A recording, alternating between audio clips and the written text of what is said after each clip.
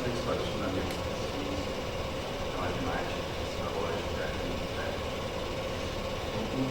O texto é emocionante. Escrevi o texto todo. A pergunta que eu faço é: como chegamos até aqui e onde vamos?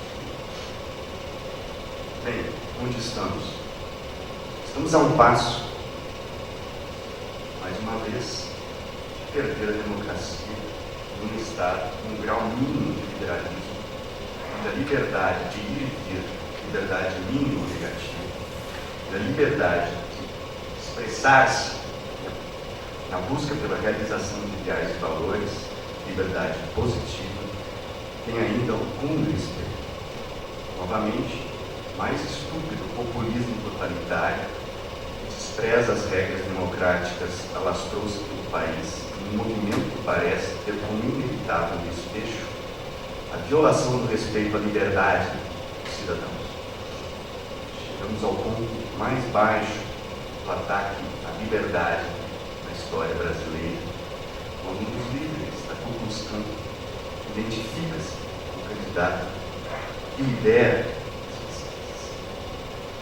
ataca-se a liberdade de mulheres, negros, homossexuais, sem o menor pudor.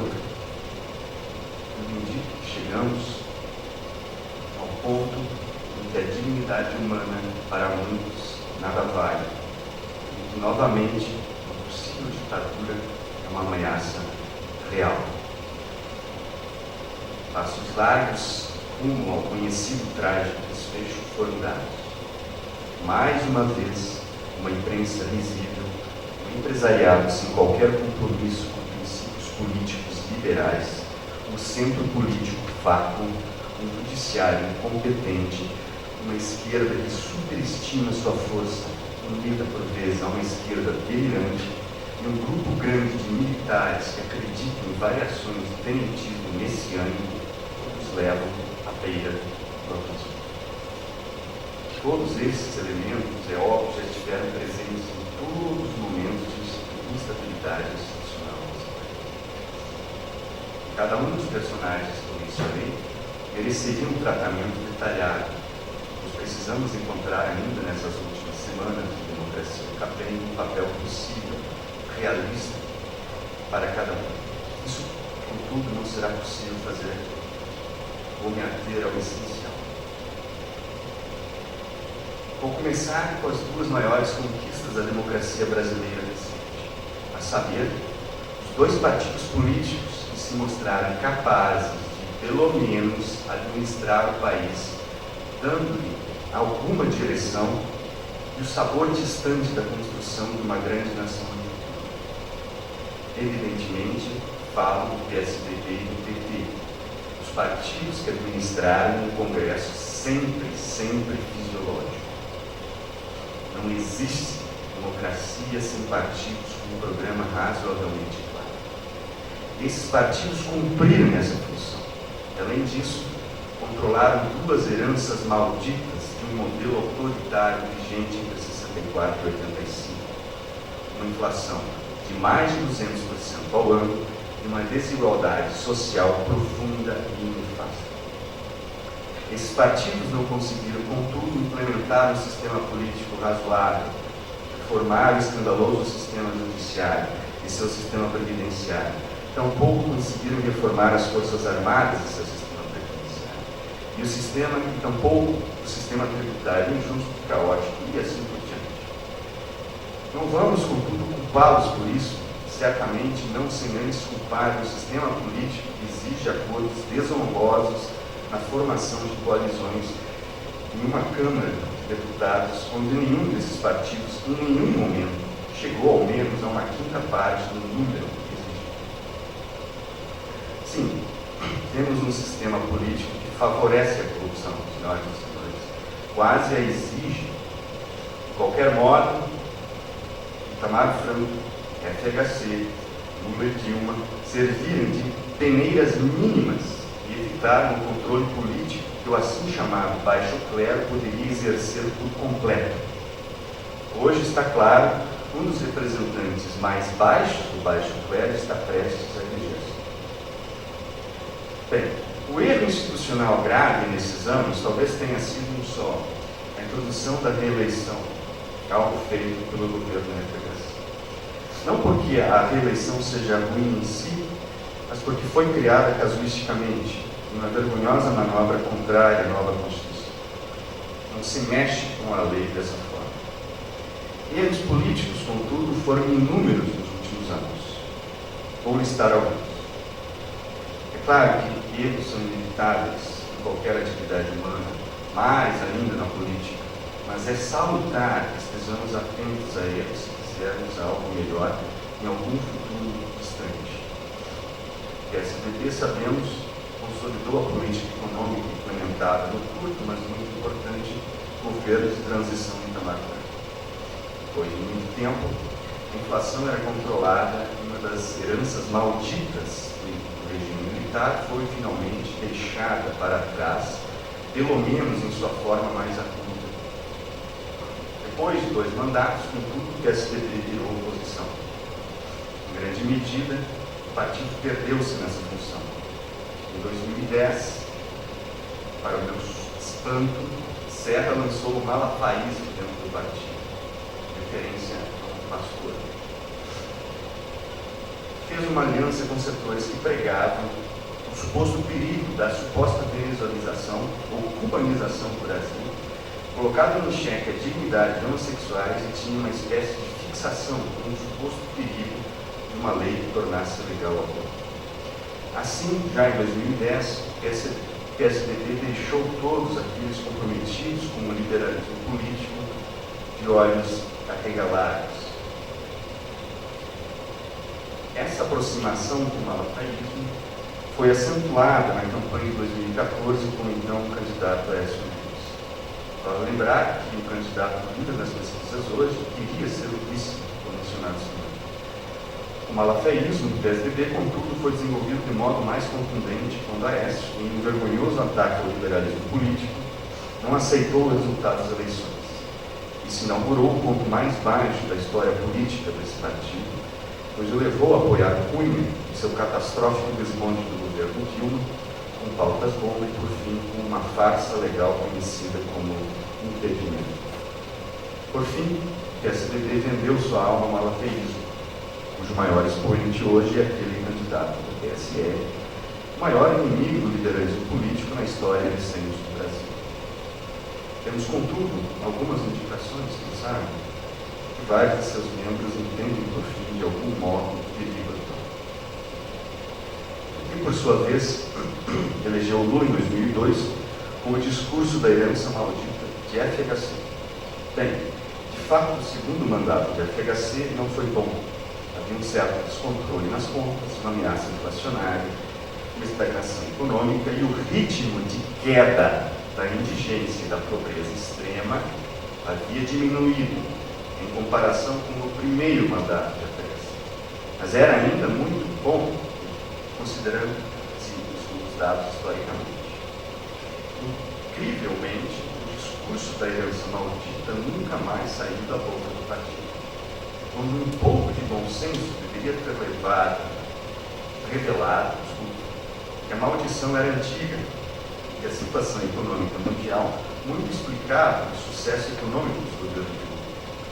É claro que a melhora da situação econômica de classes pouco favorecidas ao longo da história do Brasil não tem paralelos. Isso é inegável, como mostram todas as estatísticas. Assim, o que ocorreu foi que um homem de fato do povo, liderando o primeiro partido de fato trabalhista na história do Brasil, deixou para trás a herança maldita da pobreza extrema do regime militar, ou quase a deixou para trás. O preço pago, no entanto, acabou sendo alto. O preço foi o lulismo. O lulismo não acentua somente os méritos de Lula, mas luta desesperadamente para esquecer o contexto neoliberal favorável para a exportação maciça de commodities e de como o país se beneficiou da abertura de mercados. Esquece-se também de defeitos do governo Lula e até mesmo se transforma em aparentes virtudes. Esperam também a volta de Lula desde 2013. Nisso, gostam de variar a defesa e o ataque ao governo Dilma, herdeira óbvia dos escândalos do governo Lula, o julgamento do mensalão, a construção de estádios caros em locais inviáveis, etc, etc. O lulismo permitiu a Lula fazer uma reforma da Previdência em 2003. Uma reforma dura, mas travou um embate com o governo Dilma, quando esta nomeou Joaquim Levy para a pasta da economia. Era evidentemente necessário fazer ajustes naquele momento. Levy, assim como seu sucessor, em meios de esquerda, acabou sendo conhecido como ultraliberal e conservador. A oposição ao Ministério da Fazenda dentro do partido foi, no mínimo, igual à oposição da própria oposição. Aparentemente, ainda não se entende que um governo precisa, às vezes, reverter certas políticas econômicas para que o país volte a desenvolver-se economicamente. Aparentemente, os anos de grandes mercados liberalizados e sua bonança fizeram mal ao lulismo. É claro, contudo, que o apogeu do lulismo ocorreu nesta eleição.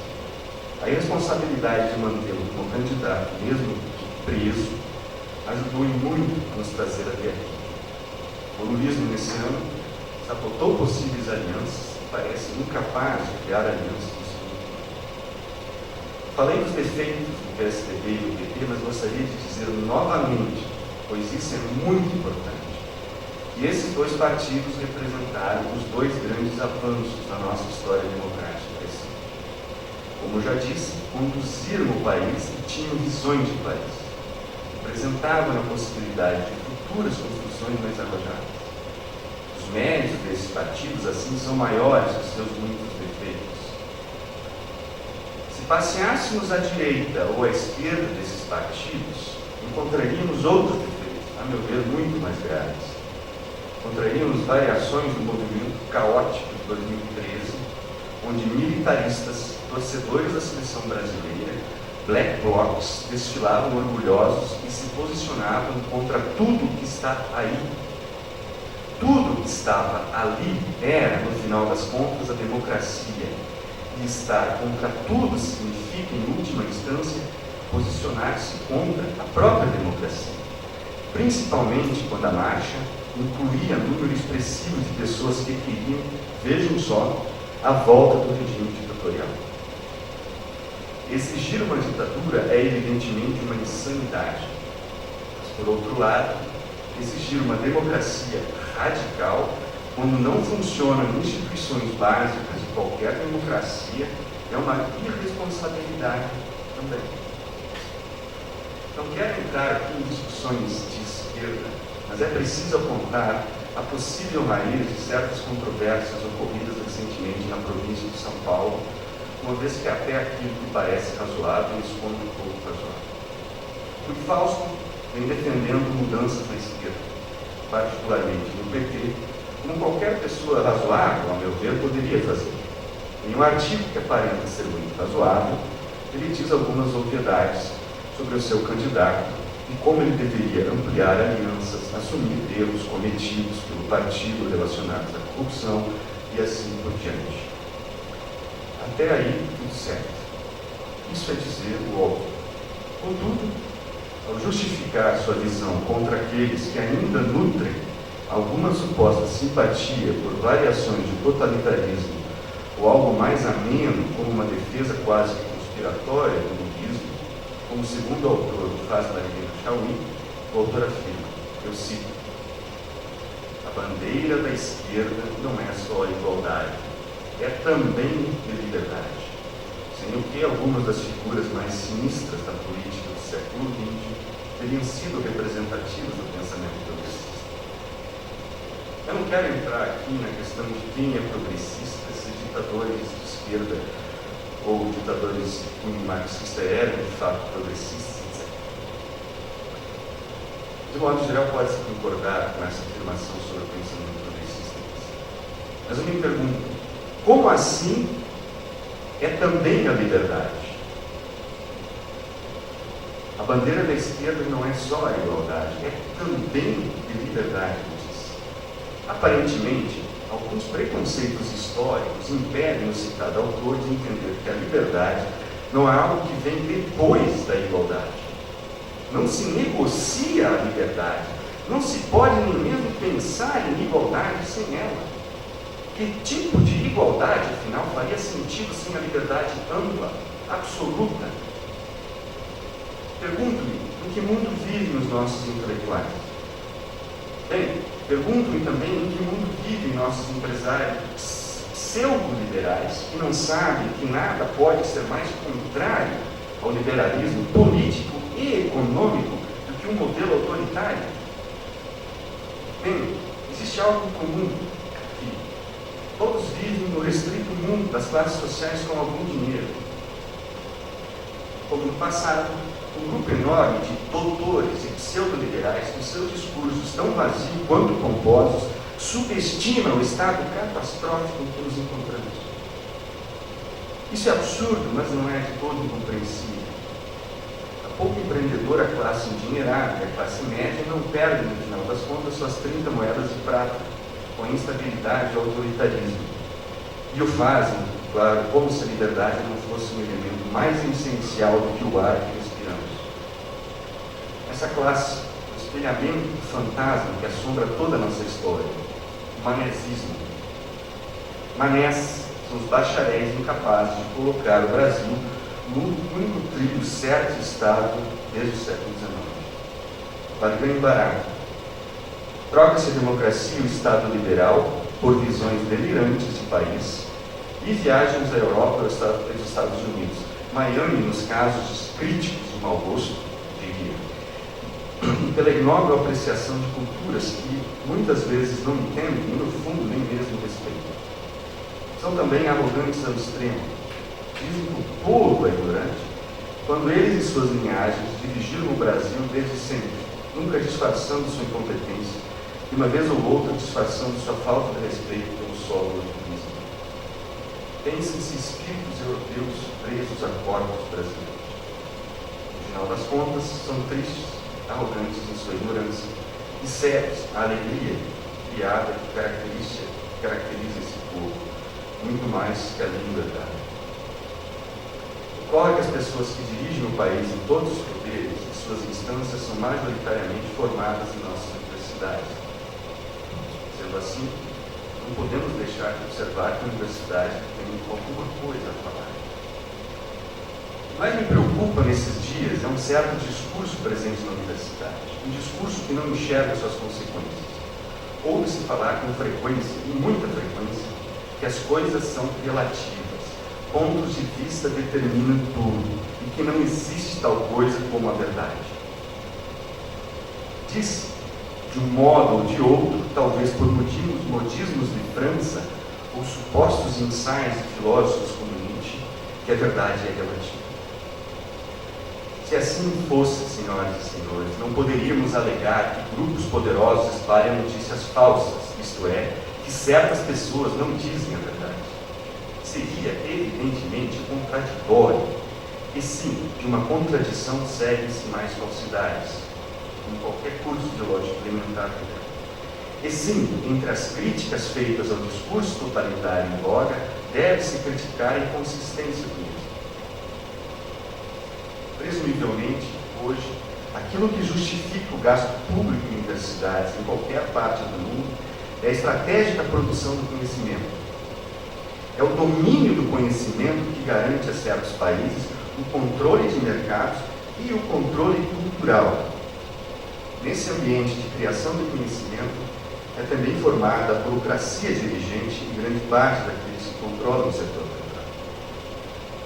Não é razoável pensar que a formação desses quadros ocorreria sem a produção sistemática de conhecimento. Tampouco é razoável pensar que a universidade brasileira cumpra esse papel adequadamente. Não se deve estranhar isso, contudo, pois essa função nunca foi clara e distinta na história da universidade, a meu ver. Com esse ou aquele governo, a produção de conhecimento não foi o ponto nevrálgico do papel universitário. Tampouco vimos uma reforma universitária nesses anos de democracia. A burocracia universitária não é racional, desde a liberação de verbas, sua gestão até a prestação de contas. Sem tal racionalização, não se constrói uma verdadeira autonomia da entidade criadora do conhecimento. Uma reforma universitária, como sabemos, é apenas mais uma das reformas que não foram feitas, tributária, política, fiscal, bem como reforma das polícias, do sistema judiciário, etc, etc, etc. Agora, à beira do abismo, não é mais claro se um processo de mudança sistemática pode ocorrer. Se estamos aqui com uma ameaça real à democracia, para onde iremos? Considerando o alto número de militares envolvidos na campanha do candidato favorito, considerando o tom ameno da mídia no tratamento do mesmo, considerando os gestos inócuos da Procuradoria-Geral da República e do Superior Tribunal Eleitoral, no caso recente de mentiras espalhadas por aplicativos, considerando o fato evidente de que nenhuma frente amplo-democrática foi criada, iremos brevemente para o lugar de onde saímos em 1985. Mesmo em caso de uma pouco provável reversão da atual situação eleitoral, não existem sinais de um governo viável, uma vez que isso exigiria uma grande frente com substancial apoio popular. Fora isso, é claro, instituições como a STF e a PGR e a grande mídia precisariam estar completamente comprometidas com a defesa da democracia. Contudo, se no boi há muito que se aproveite, sabemos desde já que dele não tiraremos leite. Não me parece nada claro agora com quem se pode contar nesse mesmo, nem mesmo, qual seria a finalidade exata de qualquer comprometimento. Uma agenda com algumas das reformas mencionadas nesse texto deveria ser proposta. Isso é claro, com uma grande dose de realismo, pois nenhuma promessa vazia sustentaria um governo nessa situação. Afora isso, só nos resta agir de forma sensata. A cidade é enorme, muito maior que a universidade. Muitos bairros, com muita gente, povo. Agir com sensatez agora significa conversar com esse povo, convencer as pessoas das consequências nefastas do fim da liberdade da democracia. Procurar pessoas agora é um gesto de quase desespero, mas possivelmente o único gesto que nos resta e que pode surtir efeitos. Conversar com uma, 2, 3, 4 pessoas é algo, por fim, certamente muito mais relevante agora do que isso que acabei de fazer.